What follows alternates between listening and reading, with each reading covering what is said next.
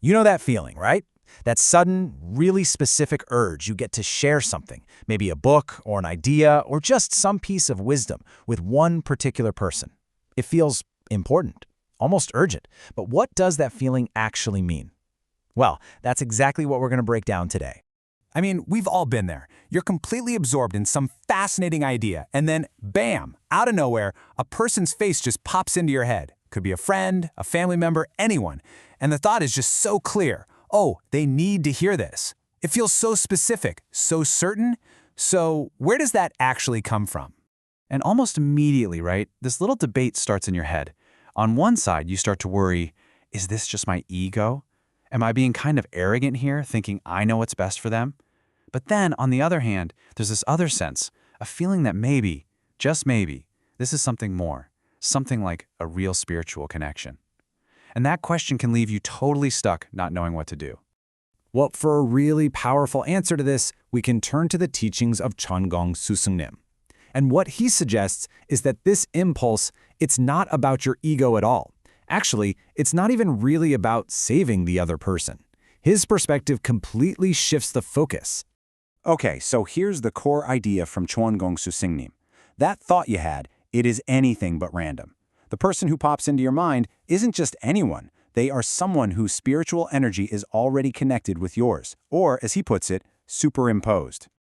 So what in the world is superimposed energy?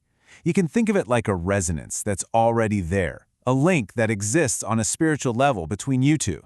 That thought you have isn't you creating something new, it's you picking up on a signal from a connection that's already live. It's kind of like getting a spiritual notification on your phone. So, here's the most important part of that.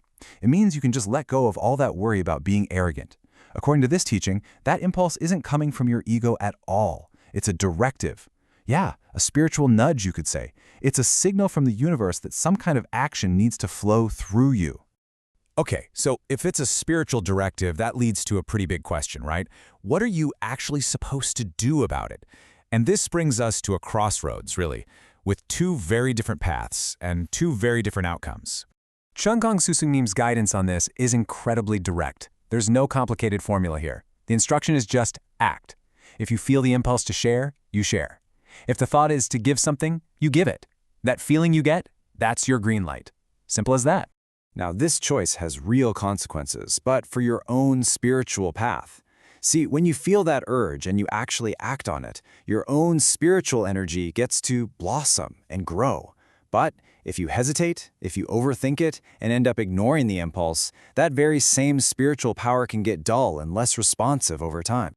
You see, it's not a neutral choice. Pushing that feeling down or just dismissing it doesn't just keep things as they are.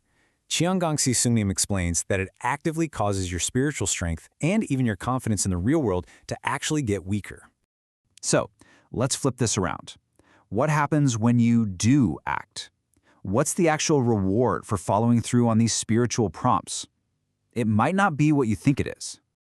This next point is a total game changer, so listen close. You have to detach from the outcome. Whether they read the book you give them, or love the idea you share, or have some huge life-changing moment, that's actually not your concern. Your only task was to follow the prompts and do the thing. That's where your job ends. So why does this one simple act matter so much? Because the reward is for you, and it's generated in the moment you act. Every single time you follow through, you're not just giving something away. You're actively strengthening your own spiritual energy and building real confidence. You're lining yourself up with the natural flow of the universe, and that, in turn, opens you up to receive blessings in your own life. Of course, a common roadblock is we start overthinking the logistics. I'd love to give this book to 10 people, but wow, that's going to get expensive. Jungbub Lecture's advice? Ignore those calculations. Just act on that pure initial impulse. He teaches that when you do that, the universe actually provides what you need in return, often from places you'd never expect. Now, this whole philosophy is really rooted in a concept he calls the Jungbub era. This is basically the age we're living in right now, an era where spiritual rewards or blessings aren't just given to people who sit around and wait for them. Nope, they are earned directly through our own righteous actions. So in this era, we've kind of evolved to be co-creators in our own spiritual journey. Blessings aren't just handed down from on high. They are a direct consequence of the good we choose to put out into the world. Action is everything. So after going through all of this, what's the core message? What's the one thing you should walk away with? Let's bring it all together. All right, let's distill this down. First, remember that urge is a real signal of an energy connection. It's not just a random thought in your head. Second, your choice to act on it or ignore it has a direct impact on your own spiritual power. Third, and this is a big one, let go of the outcome. Focus only on the action itself. And finally, trust that by acting, blessings will naturally follow. So we're left with this one final thought. That impulse to share, it's no longer just some random, confusing feeling. Now you have a framework to see it for what it is, a spiritual opportunity. So the next time it happens, and it will, the choice is all yours. What are you going to do? Thanks so much for joining me for this explainer.